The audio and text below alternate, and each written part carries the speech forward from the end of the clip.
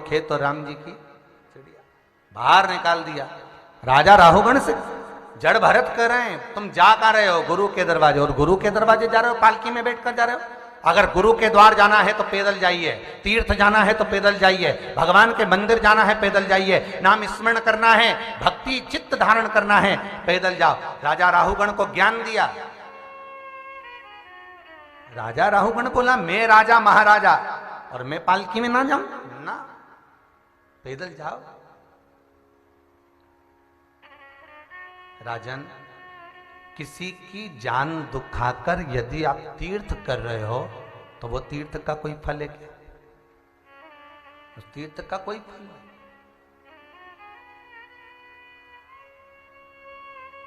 उस तीर्थ की कोई महत्वता नहीं। क्या महत्व होगा उसका? एक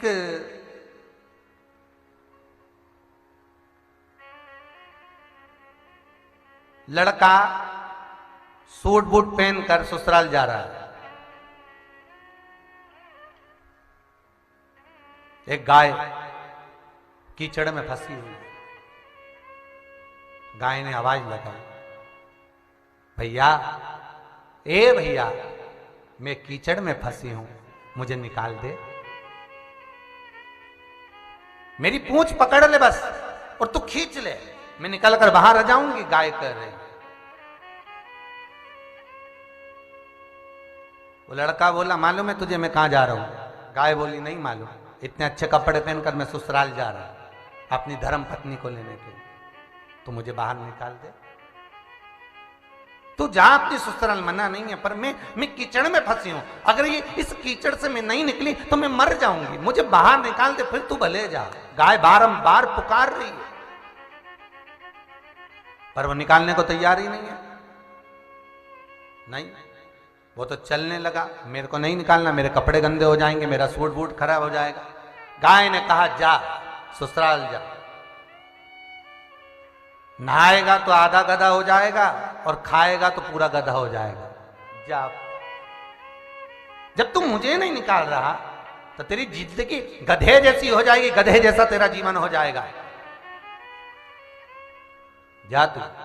अब गया ससुराल, साले सामने कहा, लो साहब पानी रख दिया गरम, नहा लो, मुंडा वगैरह धो लो, मुंह हाथ धो लो और बढ़िया नहाओ, फिर भोजन की तैयारी है। वो तो कि मैं तो नहाऊं नहीं, क्योंकि उसको मालूम है नहाऊंगा तो आधा गधा और खाऊंगा तो पूरा गधा। नहाओ, मैं नहीं नहाऊं। नहाए साला तो खूब के, ससुर जी भी आ गए, लो साहब नहाओ, पानी रखा है, मुंह हाथ धो लो। नहीं, मैं तो नहाऊंगा। अब के चलो, अच्छा नहीं नहाओ तो खाओ। तो क्या मैं खाऊं भी नहीं, क्योंकि खाऊंगा तो, अरे जम के तो बोलो, पूरा गधा। खाए भी नहीं, भी नहाए भी नहीं, बड़ी आफत में फंसे। अब उसकी पत्नी खड़ी बेचारी दरवाजे के बाहर, उसको लगा ये आज इनको हो क्या गया, ना नहा रहे ना खा रहे, आखिर इनको हुआ क्या है। बड़ा चिंता में पड़ गई बेचारी वो। आखिरी मुझसे रहा नहीं गया, ये जैसे उठ के अपने कमरे में गया तो पत्नी गई और पत्नी ने जाके पूछा, बात क्या है, ना तुम नहा रहे हो ना खा रहे। पति कुछ बोला नहीं, बस मौन था। उसको लगा मैंने गाय को नहीं निकाला, उसने श्राप दे दिया। अब बोले क्या, पत्नी ने फिर पूछा हुआ क्या है, बस आखिरी में उसने बोल दिया, पर तू किसी से कहेगी तो नहीं? नहीं कहूंगी। बताओ बात क्या है। पत्नी से कहा कि मैं जब आ रहा था, एक गाय कीचड़ में फंसी हुई थी, गाय ने मुझे पुकारा था कि तुम मुझे बाहर निकाल दो। मैंने कहा मैं ससुराल जा रहा हूं, मेरे कपड़े गंदे हो जाएंगे, मैं नहीं निकाल रहा, और मैंने नहीं निकाला। गाय ने मुझे श्राप दे दिया कि नहाएगा तो आधा गधा हो जाएगा और खाएगा तो, अरे बोलो तो, पूरा गधा हो जाएगा।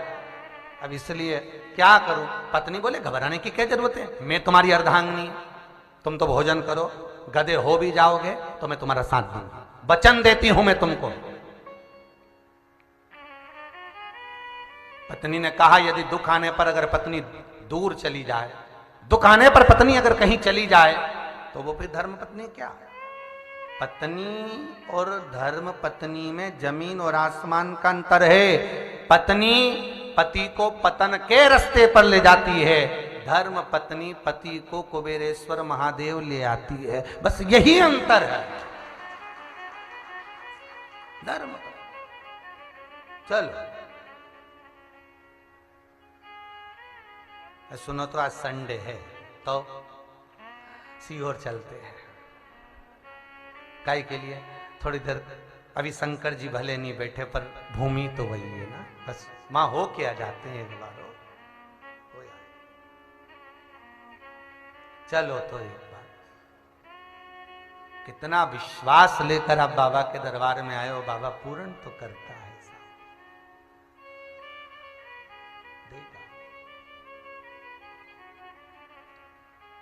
चलो, मैं धर्म पत्नी हूं आपकी, आपका साथ दूंगी, आप भोजन करो, अगर गधे भी बन गए आपको छोड़ूंगी नहीं।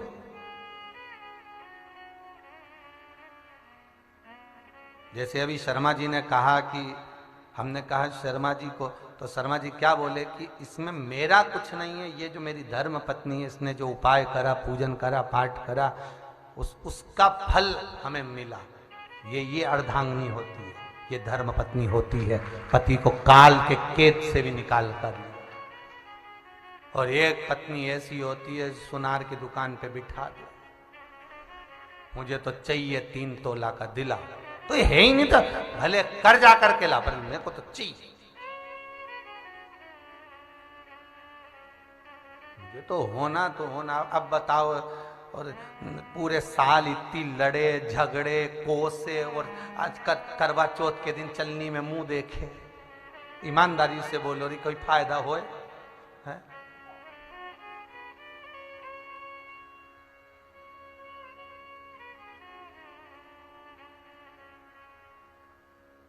क्या फायदा? एक पत्नी के पति का जन्मदिन था, पत्नी ने सोचा झगड़ूंगी नहीं, क्योंकि आज इनका जन्मदिन है। सुबह से उठ के तैयार मैयार होकर रोज 8-9 बजे उठती थी, आज 6:30 पे उठ गई। बादाम का हलवा बनाई थी, रात के बादाम गलाई सो तो लेके आ गई, लो जी हैप्पी बर्थडे टू यू, खाओ। और पति को दिया, पति ने कहा थैंक यू, धन्यवाद, लिया।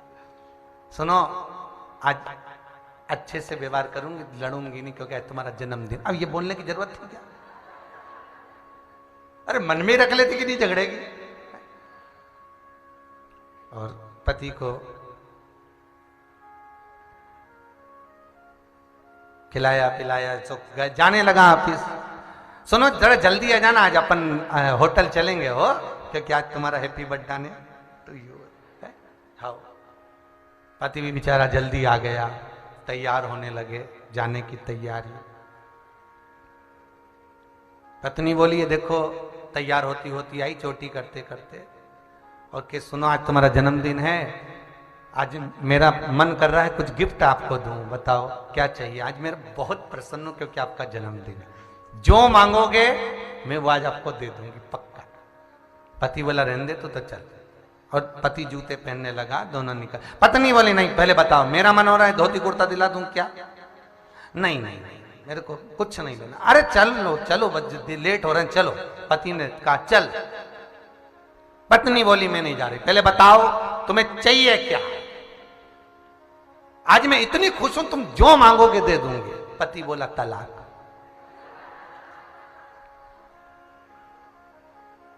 बस उसके बाद तो क्या होना है तुम्हें मालूम ही है। फिर तो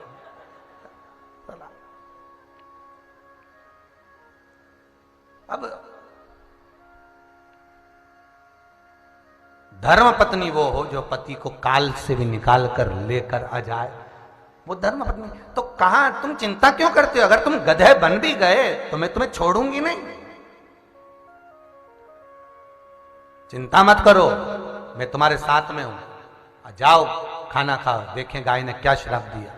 जैसे ही उसने नहाया खाया, नहाया तो आधा गधा हो गया, खाया तो पूरा गधा हो गया। अब बेटी ने अपनी माता से कहा, अब तो सब उस गधे से नफरत करें, सबने बाहर निकाल दिया, दरवाजा लगा दिया। बेटी घर के अंदर, गधा बाहर। इतने में बेटी ने कहा माँ उसको बाहर मत निकाल, वो तुम्हारा दामाद। तो गधा दामाद बाहर निकाल। माँ आप विदा करो मेरी। मां कहती बेटा किसके साथ विदा करें, दामाद तो आया नहीं। मां जो गधा है बस उसी के साथ विदा करो।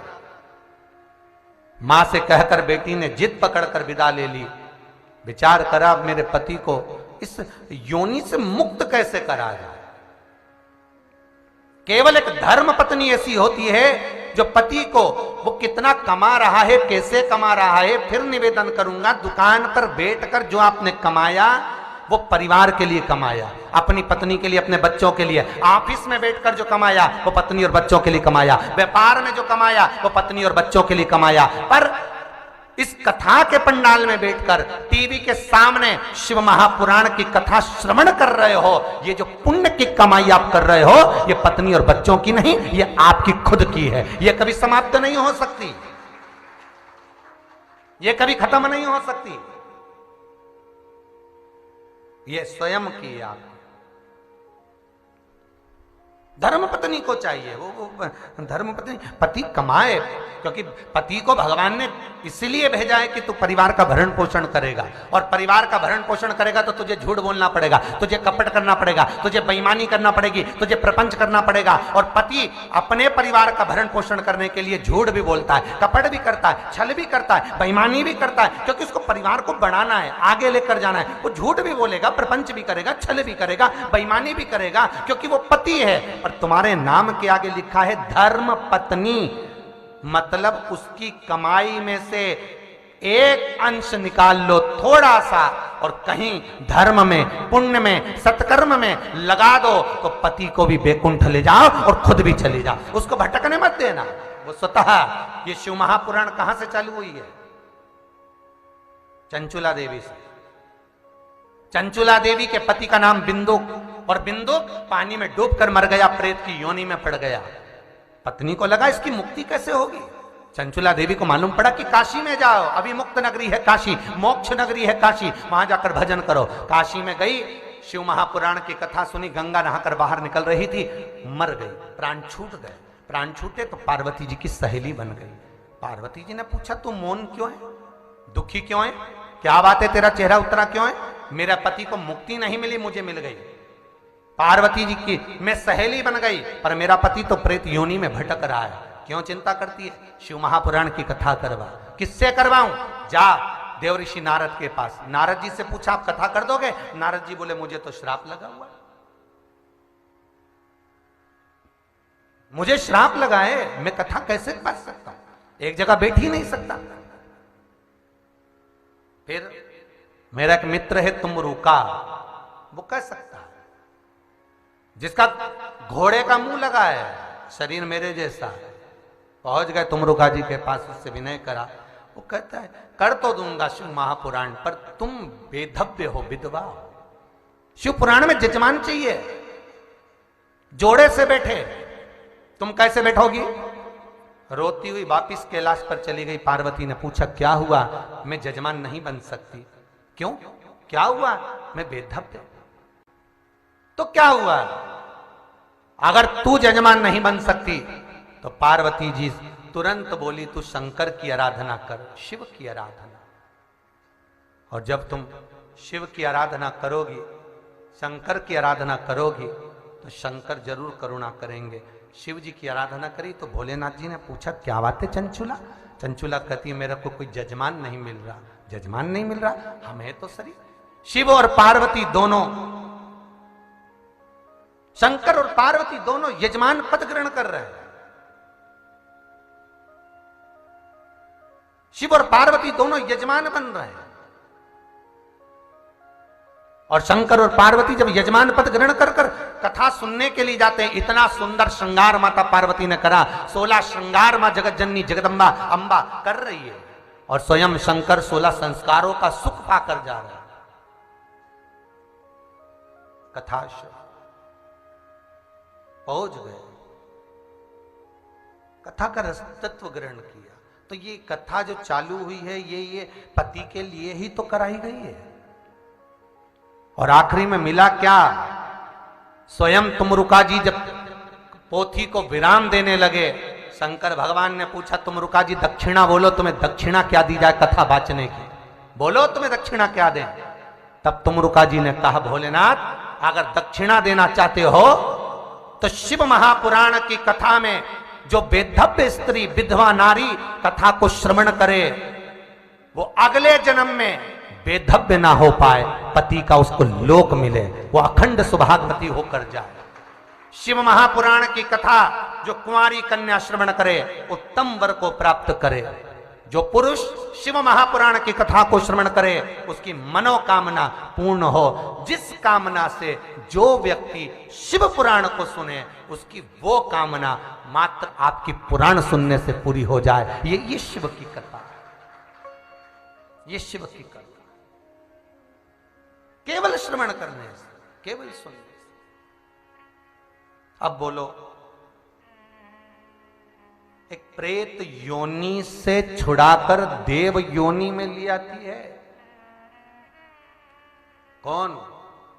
धर्मपत्नी, देव योनि में। और एक वो होती है जो होटल में ले जाके बिठा देती, बिल चुकाओ, न्यू ईयर आ रहा तो जाना है हमको। कहा? पति खुश हो गया, चलो मायके जा रही होगी, पूरे लॉकडाउन में नहीं गई। कहाँ जाना है? होटल। ओ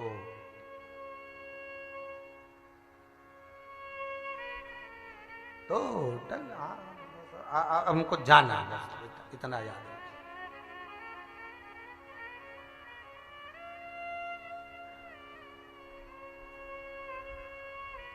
एक होती तो कहती न्यू ईयर आ गया तो जाना है। कहाँ?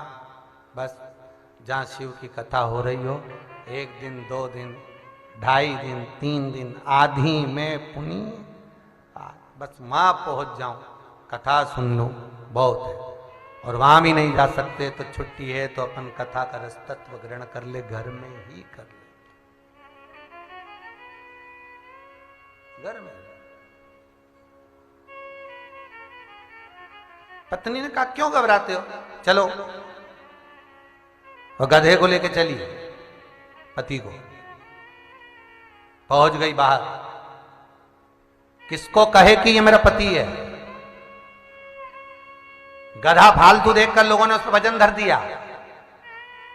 पत्नी बोली है वजन हटाओ, तो के तुम्हारे माथे पे रखो। तो गधे का जितना वजन था धर्म पत्नी खुद झेल रही है और पति को नहीं झेलने दे रही। देखिए जरा धर्म पत्नी की गति देखिए, खुद झेल रही।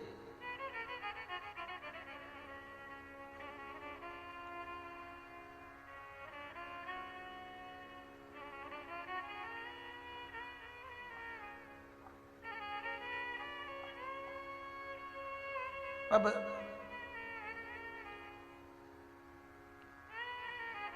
लोग डंडे से मार रहे हैं तो पत्नी कहती है मत मारो, मुझे मारो पर इसको मत। एक राजकुमारी महल से रोज देखती थी कि ये कर क्या रही है, बताओ। गधे को बचाती, खुद काम करती, गधे को नहीं करने देती, स्वतः करती। कर क्या रही है आखिर ये? राजकुमारी ने अपनी सेविका को भेजा, जाओ जरा इसको बुला के लाओ। इसने पेड़ से गधे को बांधा, पहुंच गई।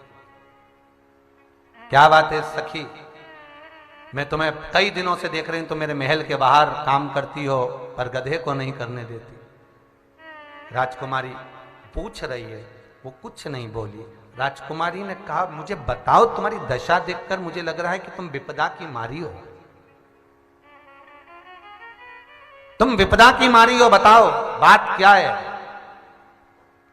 क्या हो गया ऐसा, बोलो। बस थोड़ा सा दुख है ऐसे। क्या क्या दुख क्या है? मैं बता दूंगी पर आप किसी को कहोगी तो नहीं, लोग मुझ पे हंसेंगे। मैं वचन देती हूं, बन सकेगा तो तुम्हें सहयोग करूंगी और दुख का निवारण मैं स्वतः करूंगी, चिंता मत करो। बताओ क्या बात है, क्या हो गया? बस बात इतनी सी है कि मेरा पति मुझे लेने के लिए ससुराल आया था। एक गाय कीचड़ में फंसी हुई थी, वो गाय निकालने के लिए प्रार्थना करी। मेरे पति ने अपना सूट बूट देखकर कीचड़ की गाय को हाथ तक नहीं लगाया। गाय ने बद्दुआ दे दी, श्राप दे दिया कि नहाएगा ससुराल में तो आधा गधा बनेगा और खाएगा तो पूरा बनेगा। मेरा पति गधे की योनि में आ गया, अब क्या करूं मैं। राजकुमारी बोलती है चिंता मत करो। संत को बुलाया, सदगुरु को बुलाया। एक संत, एक सदगुरु कहीं बैठा भक्ति में डूबा हुआ था, भक्ति में डूबा हुआ। पूछा गुरुदेव कौन सा पुण्य कैसा होता है जिस पुण्य के कारण गधे की भी योनि छूट जाए, वो पुण्य बताया जाए। संत कहते हैं ऐसे तो पुण्य बहुत सारे हैं, पर कुछ पुण्य ऐसे हैं जैसे 26 एकादशी और 26 प्रदोष।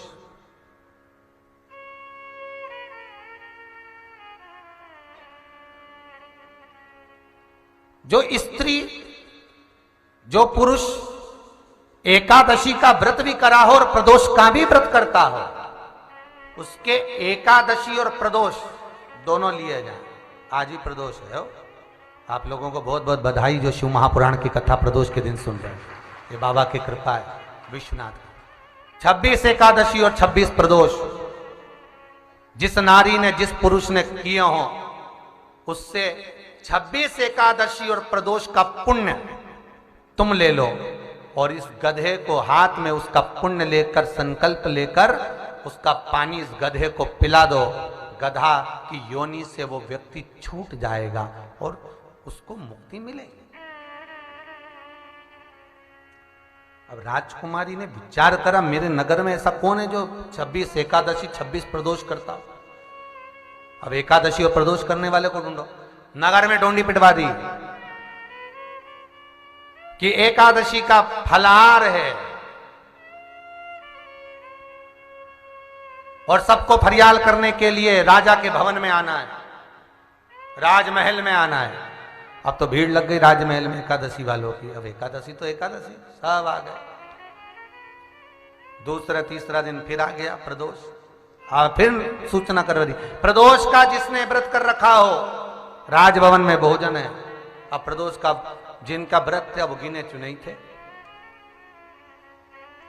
पहले 100 आए तो अभी मालूम पड़े 5-10। अब जितने 5-10 आए तो सबसे पूछा आपका प्रदोष का भी व्रत है? हाँ। आपने एकादशी भी करी? हाँ। कब से कर रहे हो? कई सालों से कर रहे हैं, कई वर्ष हो गए मैं करते करते। कई माताएं कहती हैं कि महाराज जी एकादशी का व्रत और प्रदोष का व्रत कब छूट सकता है, आप बताएंगे क्या? प्रदोष का व्रत कब समाप्त कर सकते हैं? प्रदोष का उद्यापन कर करके हम प्रदोष समाप्त कर सकते हैं, एकादशी का उद्यापन कर करके हम एकादशी समाप्त कर सकते हैं। पर शिव महापुराण, स्कंद पुराण, पद्म पुराण, अग्नि पुराण, नर्मदा पुराण, लिंग पुराण, ये सारी पुराण कहती है कि 2 व्रत ऐसे होते हैं, एक एकादशी, एक प्रदोष। आप 1000 बार भी उद्यापन कर दो तो भी छोड़े नहीं जा सकते। अंतिम समय तक, अंतिम बिंदु तक वो छोड़ना नहीं चाहिए। पुण्य देते हैं और हमारा पुण्य एकाग्रित कर हम किसी को भी दे सकते हैं, किसी को भी। प्रदोष का व्रत तो कितना सुंदर कहा महाराज कि एकादशी का व्रत मुक्ति देता है तो प्रदोष का व्रत रोग से मुक्ति देता है।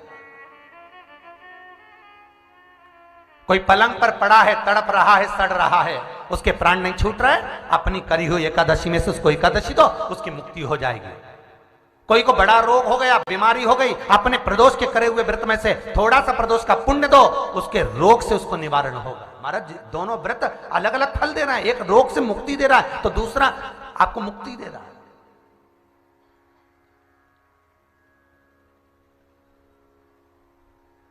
जिसने दोनों करे हो वो पुण्य दे दे। राजकुमारी ने कई ब्राह्मणों के हाथ जोड़े, करबद्ध निवेदन करा, आप अपनी एकादशी और प्रदोष दीजिए। नहीं नहीं, हम नहीं दे सकते।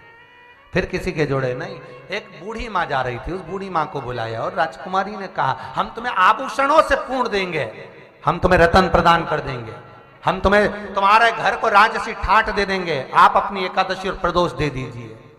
वो लोभ में आई, उसने कहा ठीक है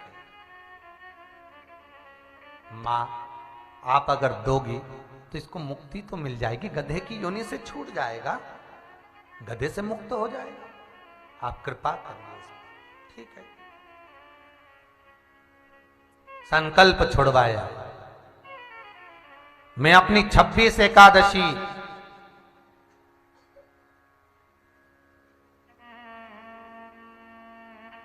बोलो,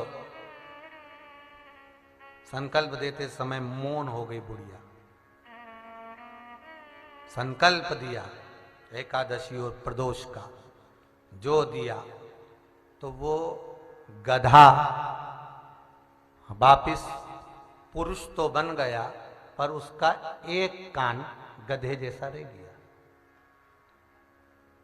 जैसी गधे जैसा रहा, राजकुमारी उसकी पत्नी को लेकर पहुंची संत के पास। गुरुवर ये बताओ कि उसने एकादशी और प्रदोष दे दी, पर उसका कान एक गधे जैसा रह गया है, वो क्यों रह गया? संत ने कहा, कई लोग कहते हैं ना हमने ये वाला भी पूजन करा, हमने वो वाला भी करा, पर हमारा काम नहीं हुआ, तो समझ लेना रे गधे जैसा कान क्यों रह गया। सब कुछ अच्छा हो रहा है तो वो काम क्यों अटका? तो संत बोले बुढ़िया बड़ी चतुर थी, उसने 25 एकादशी और प्रदोष दे दिया, एक खाते में खुद के रख लिया। बुढ़िया को बुलाया जाए और उसको अग्नि की सौगंध देकर पूछा जाए कि उसने कितनी एकादशी और प्रदोष दिया।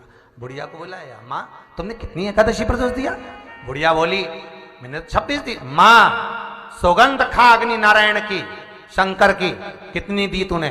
तो क्या मैंने 25 एकादशी 25 प्रदोष दिया। एक क्यों रखा? बुढ़िया कहने लगी अब मैं मरी जी दी, कब मर जाऊं, एकादशी के पहले मर गई, प्रदोष के पहले मर गई, तो मुझे कौन देगा? तो मेरी एकादशी मेरा प्रदोष मैंने अपने पास रखा है, इसलिए उसको नहीं दिया। राजकुमारी ने चरण पकड़ लिए, माँ एक और दे दे, तेरे देने से ये पूर्ण तरह से अच्छा हो जाएगा। तब उस बूढ़ी माँ ने फिर संकल्प दिया, दान दिया, तब जाकर वो पूर्ण तरह से स्वस्थ हो पाया। अर्थात ये शिव पुराण कहती है कि हमारा किया गया दान पुण्य सत्कर्म किस भाव से हम दे रहे हैं, किस भाव से हम समर्पित कर रहे हैं, उसका भी सुख है। एक व्यक्ति होता है जो गाय को रोटी देता है, परंतु थोड़ा सा दुखी होकर देता है, बार बार गाय आ रही है, रोटी दे दो ना, एक और दे दो, जा दे दो। अब वो दुखी होकर दे रहा है, डब्बे में से ले तो गया, पर मन में इतना कछ हो रहा कि बताओ एक रोटी और चली गई, 4 गाय तो पहले आ गई, 5वीं फिर आ गई, और एक वो होता है लाओ रोटी बना से दे। एक बहू होती है, रोटी बनाते बनाते कुड़कुड़ करे, आओ बस डोकरा डोकरी का कोई काम नहीं, बुढ़ा बुढ़ी का, गाय उनको खिला जाए, हम बना बना के मरे जाए।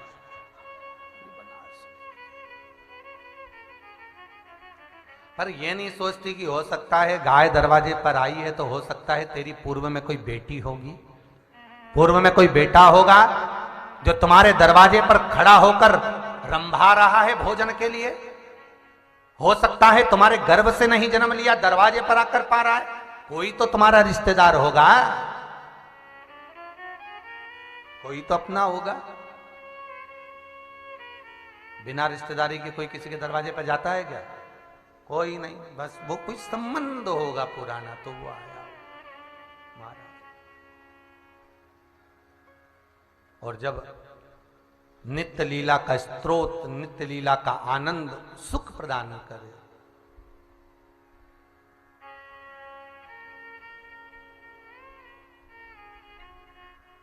जैसे शिव पर जल चढ़ाते समय प्रसन्नता हो, दान करते समय प्रसन्नता हो, भजन करते समय प्रसन्नता हो, कावड़ ले जाते समय प्रसन्नता हो, हृदय चित्त में आनंद होना चाहिए। आनंद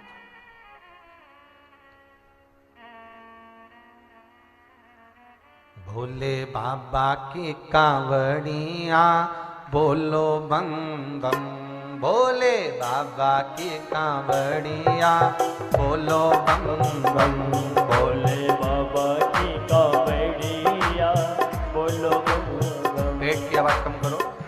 भोले बाबा की कावड़िया बोलो बम बम, भोले बाबा की कावड़िया बोलो बम बम। भोले बाबा की कावड़िया बोलो बम बम, भोले बाबा की कावड़िया बोलो बम बम। हाजी बोलो बम बम, हाजी बोलो बम बम, बोलो बम बम, बोलो बम ओ जी बोलो बम बम, हाँ जी बोलो बम बम, हाजी बोलो बम बम, हाजी बोलो बम बम। तेरे कावड़िया बोलो बम बम, बोले बाबा की कावड़िया बोलो बम बम। भोले बाबा की कावड़िया बोलो बम बम। भोले बाबा की कावड़िया बोलो बम बम। जय हो।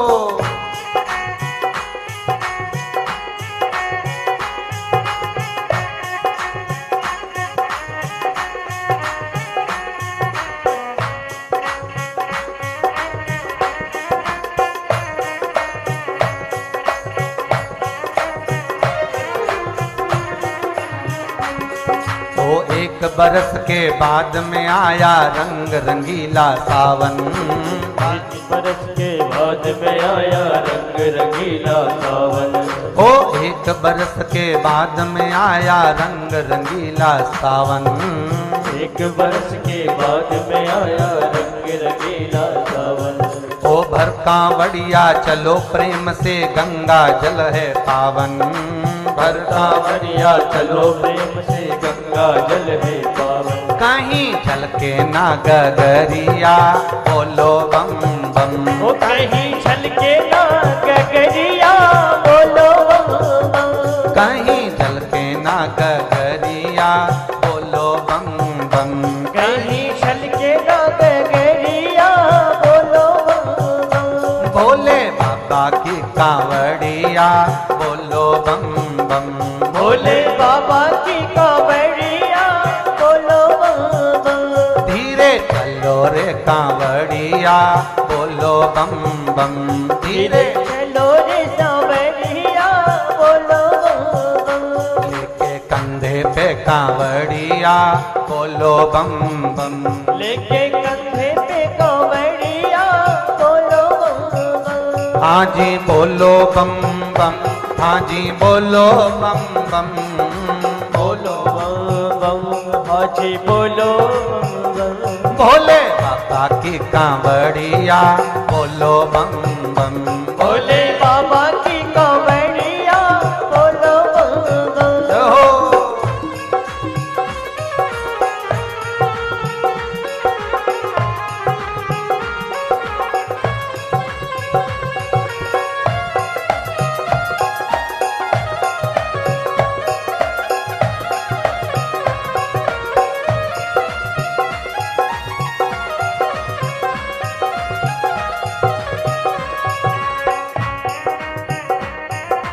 हर भोले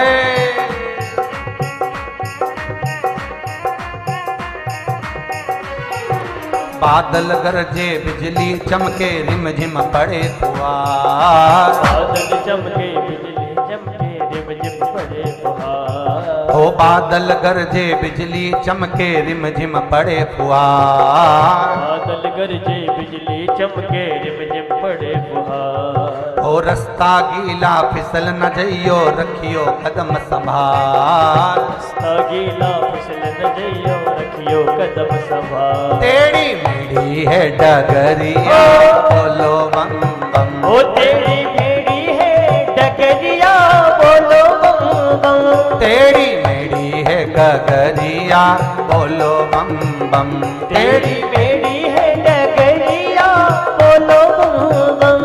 भोले बाबा की नगरिया बोलो बम बम, भोले बाबा की नगरिया बोलो बम बम। भोले बाबा की कांवड़िया बोलो बम बम, भोले बाबा की कांवड़िया बोलो बम बम। हाजी बोलो बम बम, हाजी बोलो बम बम, हाजी बोलो बम बम, हाजी बोलो बम बम। हाजी बोलो बम बम, हाजी बोलो बम बम, हाजी बोलो बम बम, हाजी बोलो बम बम। भोले बाबा की कांवड़िया बोलो बम बम, ओ भोले बाबा की कांवड़िया बोलो बम बम। धीरे चलो रे कांवड़िया बोलो बम बम, धीरे धीरे चलो रे कांवड़िया बोलो बम कांवड़िया बोलो बम बम। लेके कंधे पे कांवड़िया बोलो बम बम। लेके कंधे पे कांवड़िया बोलो बम बम। ओ लेके कंधे पे कांवड़िया बोलो बम बम। हर हर महादेव। महादेव। भगवान शिव ओघड़ दानी तरकालदर्शी कैलाशी अविनाशी शिव की कथा कर रहे। शंकर का अनुमोदन कर रहा है, शिव कथा कर। जैसा हम कर्म कर रहे हैं उसके अनुसार हमें फल मिलना। मत बुरे कर्म कर बंदे वरना पछताएगा। भगवान की आंखों से तू बच नहीं पाएगा, तू बच नहीं पाएगा। अरे ओ अज्ञानी मत करना दानी। बहुत कठिन है बच्चे।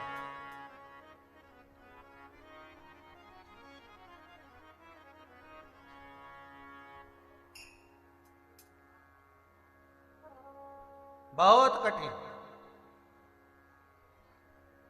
मां यमुना जल के रूप में हो गई कर्म का भोग भोगने के लिए। थोड़ा सा पुण्य करने का कभी मौका मिल जाए आपको, कोई सत्कर्म करने का मौका मिल जाए आपको, केवल ये नहीं है कि मंदिर में दान करोगे तभी पुण्य होगा। हो खूब माथे पर चंदन का तिलक लगाकर बैठ जाओगे तो पुण्य होगा। हो कोई अच्छे केसरिया वस्त्र वगैरह पहन लोगे तो पुण्य होगा।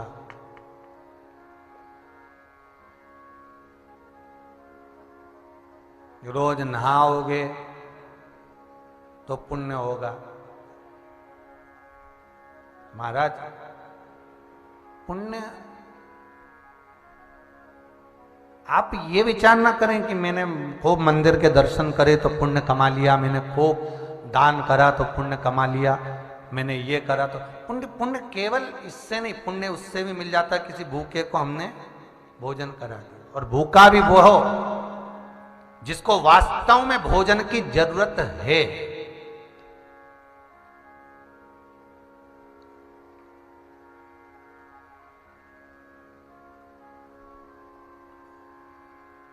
वास्तव में जरूरत है। कम्बल दिए, साहब ठंड पड़ रही है, खूब कम्बल का दान सेठ जी कर रहे हैं, करो करो, मना नहीं है। पर स्टेशन पे गए कम्बल उड़ाया, रोड के किनारे गए कम्बल उड़ाया। वो कम्बल जिसको उड़ाया सवेरे वो कपड़े की दुकान पे गया फिर बेच ही आया, क्योंकि उसको कम्बल की जरूरत है ही नहीं, उसको तो पैसा चाहिए। मदिरा पान करने के लिए, मांसाहार वैश्यावृत्ति, कुछ नशा करने के लिए उसको उसकी जरूरत है।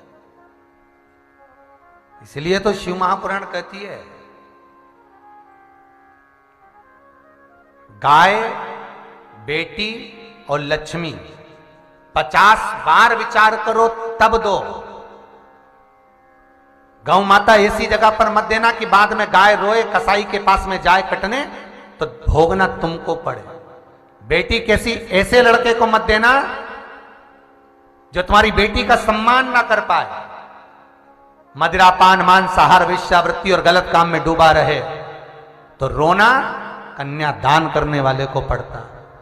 और लक्ष्मी किसी ऐसे भिखारी के कटोरे में मत डालना कि अंधेरा होते ही वो मदिरा की दुकान पर पहुंच जाए, नशे की दुकान पर पहुंच जाए, कहीं गलत जगह पर पहुंच जाए।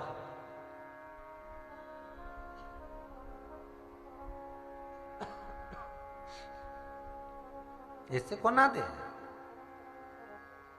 जिसको जरूरत है, कम्बल की जरूरत जिसको है उसको कम्बल दो, जिसको अन्न की जरूरत है उसे अन्न दो। मना नहीं है आपके देना। आप दान करना चाहते हो, पुण्य करना चाहते हो, सत्कर्म करना चाहते हो तो ऐसी जगह करो जहां आपके दिल को संतुष्टि हो, आपके मन को संतोष उत्पन्न हो।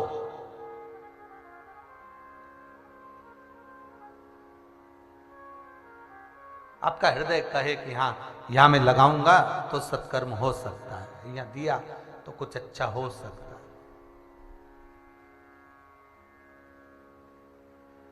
और जब मन गवारा ना करे कि मुझे नहीं देना यहां, मत दो। कई लोग कहे भूखे को भोजन कराना, कराओ, खूब खूब दिल से कराओ साहब, जितना बन सकता है उतने प्रेम से कराओ, पर उसको कराना जो सही में भूखा है।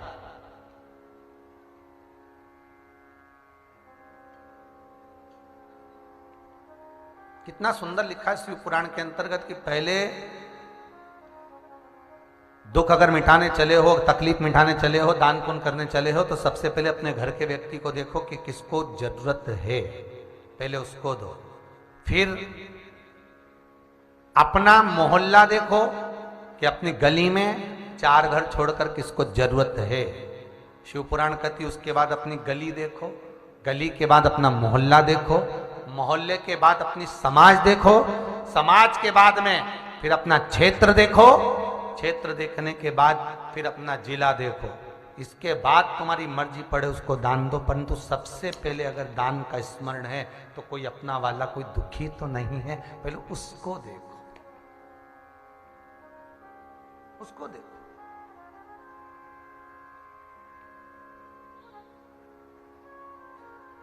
एक कहीं का प्रसंग है, कहीं चेन्नई से या कहीं से कथा कर कर आ रहे थे, ट्रेन में महाराज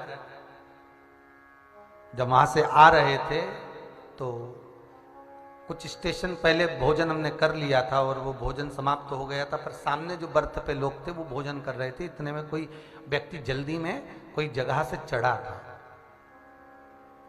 और भोजन करने वाले के पास में भोजन थोड़ा सा, वो भी संत स्वभावी था, भोजन ज्यादा था, तो कहा एक काम करो, ये भोजन ज्यादा बच गया, तो उसने कहा अभी कोई आएगा ना मांगने, उनको दे देंगे। और कोई जब भी कपड़ा उतारते हैं और ट्रेन में पोछा लगाते हैं, तो लड़के आएंगे उनको दे देंगे। अब उनको दिया, उनने तो फेंक दिया,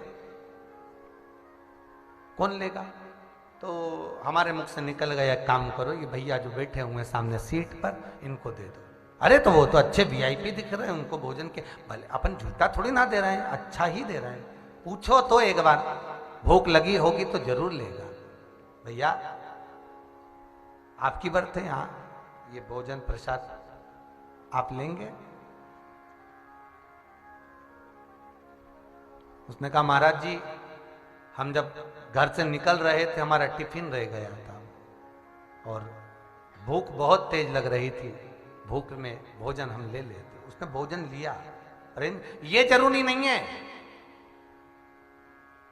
कि कोई भिक्षुक को ही दिया जाए। आपके परिवार में, आपके कुल में, आपके कुटुंब में कोई ऐसा व्यक्ति होगा जिसको किसी चीज की जरूरत है, उसको दे सकते, पर उस पर एहसान ना दिखाया जाए। बहुत विचित्र जमाना हो गया, भाई अगर 50,000 रुपए खा ले तो 50 बार कह के बता दे 50,000 कब देगा रे, 50,000 कब देगा। और कोई व्यापारी 50 लाख खाकर चले जाए तो तुम उसका बाल बाका नहीं कर सकते। कोई व्यापारी अगर 5-10 लाख रुपए खाकर चले गया, तुम में से कितने लोग हैं जो उसका कुछ बाल बाका कर ले? भले तुम्हारे पास में चेक पड़ा हुआ है, तुम कुछ नहीं कर सकते। कब देगा रे, फोन लगाओगे, पैसे कब दोगे रे, पैसे कब, भले तुमको ज्यादा ज्यादा होगा तो फोन उठाना बंद कर देगा, पर सगा भाई अगर कुछ पा रहा है, खा रहा है, तो तुम 50 बार कह दोगे कब देगा रे, कब देगा रे। हमारी दृष्टि में हम श्रेष्ठता नहीं ग्रहण कर पा, हमारी दृष्टि में हम श्रेष्ठता का भाव प्रदान नहीं कर पा। महाराज श्रेष्ठ भाव, निर्मल मन सो मोहि पावा, मोहि छल छिद्र कपट ना भावा। ये चित्तवृत्ति हमारी होना चाहिए। शिव पुराण कह रही है कर्म का भोग मनुष्य को भोगना है, इसलिए मन को स्थिर रखकर भगवान शिव की आराधना का आनंद पाओ। और एक निवेदन हाथ जोड़ करबद्ध है, प्रयास करना जब जब जिस जिस महीने में जो जो प्रदोष पड़ा करे, जब प्रदोष पड़े, बन सके 1 बेलपत्र, बन सके 5 बेलपत्र, शमी पत्र, हरे मुंह, हरा मुंह बेलपत्र एक कलश के अंदर थोड़ा सा पानी लेकर एक बेलपत्र, हरा मूंग, शमी पत्र डालकर और उसमें थोड़ा सा गुड़ डालकर भगवान शिव का स्मरण कर कर प्रदोष काल में, मान लो कोई काम आपका बहुत जरूरी है, बहुत दिनों से आप थक गए हैं, नहीं हो रहा, कर्जा बढ़ रहा है, धन नहीं आ रहा, व्यापार नहीं चढ़ रहा, या कोई समस्या बहुत प्रबल है, कोई एग्जाम में बैठ रहे हो नहीं हो रहा, परीक्षा भी दे दी है, रिजल्ट आने ही वाला है, तो भी प्रदोष काल में, प्रदोष के समय वो जल मूंग, समीपत्र और बेलपत्र और गुड़ का शंकर के शिवलिंग को समर्पित करना प्रारंभ कर दो। 2 या 3 प्रदोष करोगे, बाबा आपकी मनोकामना शीघ्र पूर्ण कर देगा। 2 या 3 करो, बाबा करेगा।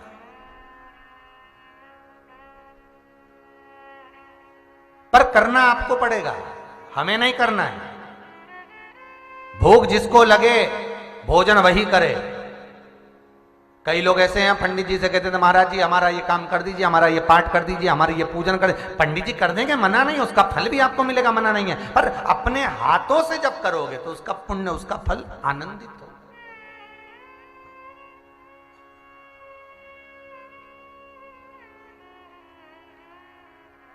उसका सुख एक आनंद भी।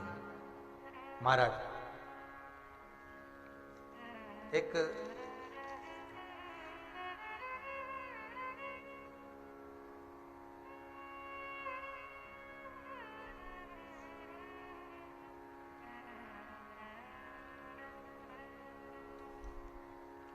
पीपल के पेड़ को शाम को तेल का, घी का दिया लगाना चाहिए, घृत का दिया, घी का।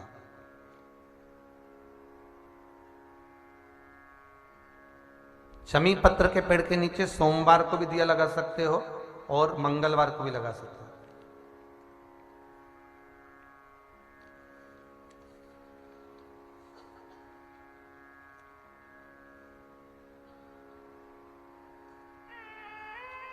एक प्रश्न आया था, रेखा जी गुप्ता, सुविधि नगर, इंदौर से आई है ये। इन्होंने एक प्रश्न किया है कि हमने सबको दिखाया, सर दर्द कभी बंद ही नहीं हो रहा। एक काम करिए जी आप बाबा विश्वनाथ का नाम लेकर